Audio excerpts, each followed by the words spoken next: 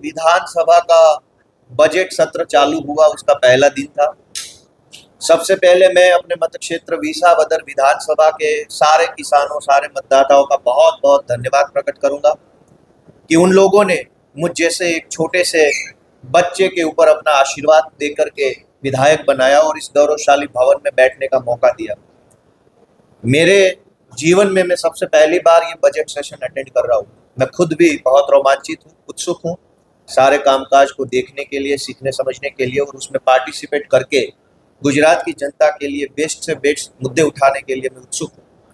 आज गुजरात की विधानसभा के बजट सत्र के पहले दिन सबसे पहले राज्यपाल महोदय जी का अभिभाषण हुआ और उसके बाद सदन के नेता माननीय मुख्यमंत्री महोदय जी ने सदन के अंदर शोक प्रस्ताव रखा, जिसमें हमारे विसावदर के पूर्व विधायक स्वर्गस्थ धीरजलाल फूलाभाई रिबड़िया जी को श्रद्धांजलि देने का प्रस्ताव लाया गया। उस प्रस्ताव के ऊपर मैंने अपना वक्तव्य रजू किया और स्वर्गस्थ धीरज भाई को मैंने अपनी श्रद्धांजलि व्यक्त करी। आज सबसे बड़ी दुख की बात यह रही कि पिछले दिनों में भारत सरकार ने अमेरिका के दबाव में आकर के अमेरिका से एक तरफा व्यापार संधि करी है, ट्रेड डील किया है। उस व्यापार संधि में भारत का कोई फायदा नहीं है और अमेरिका का फायदा ही फायदा है। इस तरीके की एक तरफा ट्रेड डील अमेरिका के दबाव में भारत की सरकार ने, बीजेपी की सरकार ने करी है, उसका हमने पुरजोर सूत्रोच्चार करके विरोध किया। लेकिन बड़े दुख की बात यह है कि सरकार की ओर से या माननीय राज्यपाल महोदय की ओर से इस बात पे कोई चिंता व्यक्त नहीं की गई। अमेरिका के साथ जो ट्रेड डील हुई है उसमें अमेरिका से सस्ता दूध, सस्ता कपास, सस्ता सोयाबीन, सस्ती सारी जो कृषि उत्पाद है वो सारा सस्ता कृषि उत्पाद अमेरिका से टैक्स फ्री होकर के भारत के बाजारों में आएगा। तो भारत के किसानों ने जो अनाज पकाया है, जो कपास पकाया है, जो दूध प्रोड्यूस किया है, उसका क्या होगा? भारत के किसानों का जो कृषि उत्पाद है उसके पूरे दाम पहले से नहीं मिल रहे और अब आगे चल के अमेरिका से सस्ता सामान आएगा तो भारत के किसानों का हाल और भी बुरा होगा। तो आज हमने ये एक तरफा अमेरिका के दबाव में आके की गई ट्रेड डील का पुरजोर विरोध किया है और मैं उम्मीद करता हूं कि सरकार इस बात पे अपना स्टैंड रखेगी और ट्रेड डील के विरोध में सदन में एक प्रस्ताव लाएगी। विधानसभा बजेट सत्र नो पहलो दिवस हतो। आज पहला दिवसे माननीय राज्यपाल महोदयश्रीનું अभिभाषण થયું અને ત્યારબાદ ગુજરાત વિધાનસભાના પૂર્વ સભ્યો, દિવંગત અનેક સભ્યોને શોક શ્રદ્ધાંજલિ પાઠવવામાં આવી। આજે સૌથી પહેલા તો હું અમારા વિસાવદર મત વિસ્તારના સૌ ખેડૂતોનો ખૂબ ખૂબ આભાર વ્યક્ત કરું છું કે ખેડૂતોએ મત આપી મને ચૂંટણી જીતાડી અને આટલા વિશાળ ગૌરવશાળી વિધાનસભા ગૃહની અંદર બેસીને વાત કરવાનો અધિકાર મને આપ્યો। જ્યારે આ વિશાળ ભવનમાં હું ઊભો છું, અંદર બેસું છું, બોલું છું ત્યારે મને પણ રોમાંચ થાય છે, ખુશી થાય છે કે હું ગુજરાતની જનતા માટે કંઈક બોલી શકું છું। મને આ અધિકાર આપ્યો, મને આ સત્તા આપી, મને આવડું મોટું પ્લેટફોર્મ આપ્યું એ મારા વિસાવદરના સૌ ખેડૂતોનો ફરી એક વખત હું આભાર વ્યક્ત કરું છું।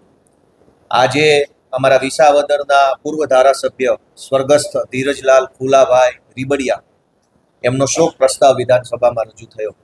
સ્વર્ગસ્થ ધીરજભાઈ એ વિસાવદર ગ્રામ પંચાયતના પહેલા સરપંચ પણ હતા, સભાપતિ પણ હતા અને અપક્ષમાંથી ધારાસભ્ય બન્યા હતા।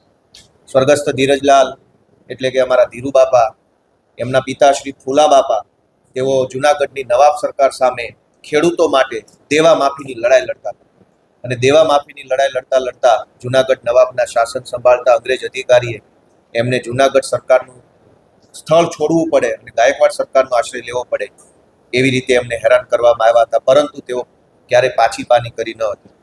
આજે ગુજરાતના રાજ્યપાલશ્રીએ એક વક્તવ્ય રજૂ કર્યું છે, પરંતુ બહુ દુઃખ સાથે જણાવવું પડે કે હમણાં જ ભારત અને અમેરિકા વચ્ચે એક ટ્રેડ ડીલ થઈ છે। આ ટ્રેડ ડીલમાં ભારતને નુકસાન અને અમેરિકાને ફાયદો થાય એવી એક તરફી ટ્રેડ ડીલ ભારત સરકાર દ્વારા કરવામાં આવી।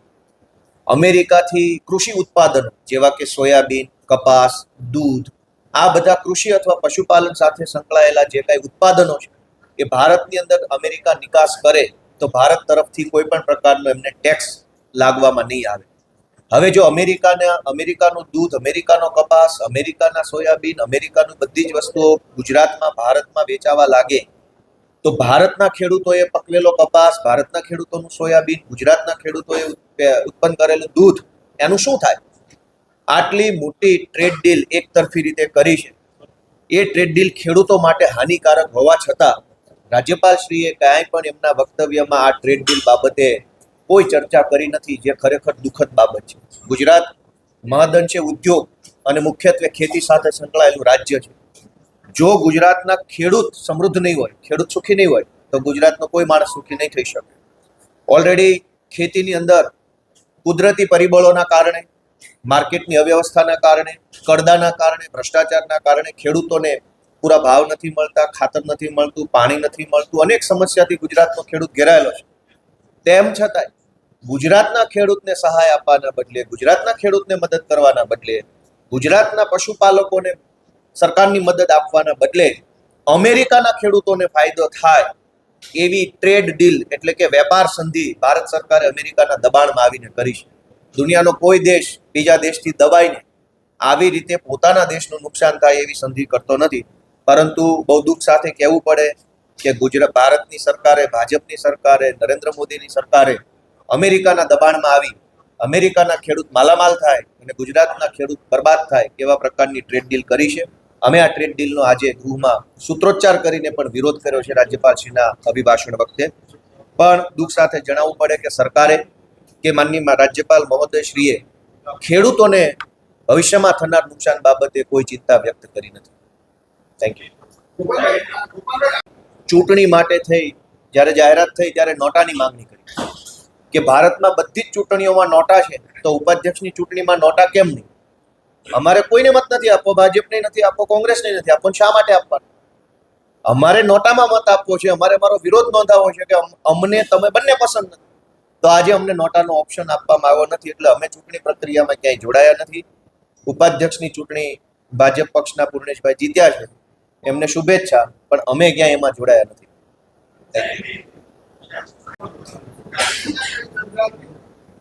ચર્ચા તો ખબર અંતર, સમાચાર, રામ રામ, કેવું છે કેવું નથી, માર્ગદર્શનની આપ લે વગેરે વગેરે, કોઈ ખાસ વિશેષ ચર્ચા છે નહીં.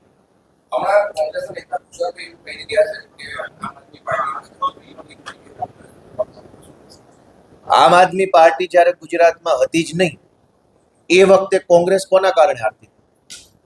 30 વર્ષ સુધી કોંગ્રેસ પાર્ટી બીજેપી સામે ટક્કર નથી લઈ શકી, ચૂંટણી નથી જીતી શક્યા. 30 વર્ષ અમારા જન્મ પહેલાના આ લોકો હારતા આવે છે. 1995 થી ચાલુ કરીએ તો 2022 સુધી કોંગ્રેસ પાર્ટી હારતી આવે છે. અમારો તો ક્યાં રાજનીતિમાં જ જન્મ નહોતો. યશુદાનભાઈ, ગોપાલભાઈ, મનોજભાઈ, ચૈતરભાઈ કોઈ રાજનીતિમાં નહોતા, શાળામાં ભણતા હતા. અમે તે દિવસે કોંગ્રેસ પાર્ટી ભાજપ સામે લડી નથી શકી, અને એ લોકો નથી લડી શક્યા, ભાજપ સામે પડી નથી શક્યા, જેલના ડરથી ડરે છે એટલે લડતા નથી ભાજપ સામે. ત્યારે જ તો અમારે રાજનીતિમાં આવવું પડ્યું. 2002માં તો હું પ્રાથમિક શાળામાં હતો, 2006માં માધ્યમિક શાળામાં હતો. એ વખતે કોંગ્રેસ પાર્ટી શું કરતી? અમારી જેવા સાવ સામાન્ય પરિવારના છોકરાઓ સંઘર્ષ કરીને ધારાસભ્ય બની ગયા જનતાના આશીર્વાદથી. એ બાબત કોંગ્રેસથી કે ભાજપથી સહન નથી થતી, કેમ કે કોંગ્રેસ અને ભાજપ બંને ઠેકો લીધો છે કે રાજનીતિ અમે જ કરીશું. અમારા છોકરાઓ, એમના છોકરાઓ, સગાવાલા, ભાઈ ભત્રીજા જ કરશે. ગુજરાતના ગામડાના સામાન્ય ખેડૂત પરિવારનો દીકરો ધારાસભ્ય નહીં બને, એવો માહોલ ભાજપ કોંગ્રેસે કર્યો. પણ વિસાવદરની જનતાએ, ડેડિયાપાડાની જનતાએ, જામજોધપુરની જનતાએ આશીર્વાદ આપ્યા અને અમને ધારાસભ્ય બનાવ્યા. એટલે હવે બંને ભેગા મળી અમારા ઉપર માછલા ધોવે છે. પણ હજુ સમય છે. અમારા ઉપર આરોપ કરવાના બદલે કોંગ્રેસ પોતાનું કામ કરે, ભાજપ પોતાનું કામ કરે, તો જનતા એમને હજુ પણ આશીર્વાદ આપશે. બાકી અમારા ઉપર માછલા ધોશે તો કોંગ્રેસ ભાજપનો કોઈ ફાયદો નથી. आज कांग्रेस आज विधानसभा में उपाध्यक्ष के पद के लिए चुनाव था. हमने पहले से तय किया था आम आदमी पार्टी ने कि हम इस चुनाव में हिस्सा नहीं लेंगे, क्योंकि जब सदन में पॉलिटिकल पार्टी की स्ट्रेंथ साफ साफ है कि बीजेपी के पास 150 से ज्यादा विधायक है और विपक्ष के पास नंबर नहीं है, फिर भी कांग्रेस पार्टी ने अपना कैंडिडेट खड़ा किया. मान लो अगर इस चुनाव में हम भी शामिल हो जाते और कांग्रेस पक्ष के कोई 2 विधायक अगर बीजेपी को वोट दे देते, फिर तो आरोप हम पे लग जाता कि आम आदमी पार्टी वाले ने नहीं दिया. और इसलिए आरोप से बचने के लिए, और जब पोजीशन साफ है कि बीजेपी का उपाध्यक्ष बन ही रहा है, उनके पास नंबर है, इनफ नंबर है, फिर क्यों इस चुनाव में जाना है। हमने आज सदन में जब चुनाव की घोषणा माननीय अध्यक्ष महोदय ने करी, तब हमने मांग रखी कि हमें नोटा का ऑप्शन दिया जाए, लेकिन हमें नहीं दिया गया। सदन के नेता सारे हंसने लगे कि नोटा कहां से आ गया। जब देश की लोकसभा में नोटा है, ग्राम पंचायत में नोटा है, तालुका पंचायत, महानगर पालिका, सारे चुनाव में नोटा है, तो विधानसभा के चुनाव में नोटा क्यों नहीं होगा। हम क्यों जबरदस्ती बीजेपी या कांग्रेस को वोट देंगे। अगर किसी को नहीं देना है तो हम नहीं देना चाहते, लेकिन हमें नोटा नहीं दिया गया और इसलिए हम उपाध्यक्ष के चुनाव से दूर रहे और हमने किसी को वोट दिया नहीं। Thank you.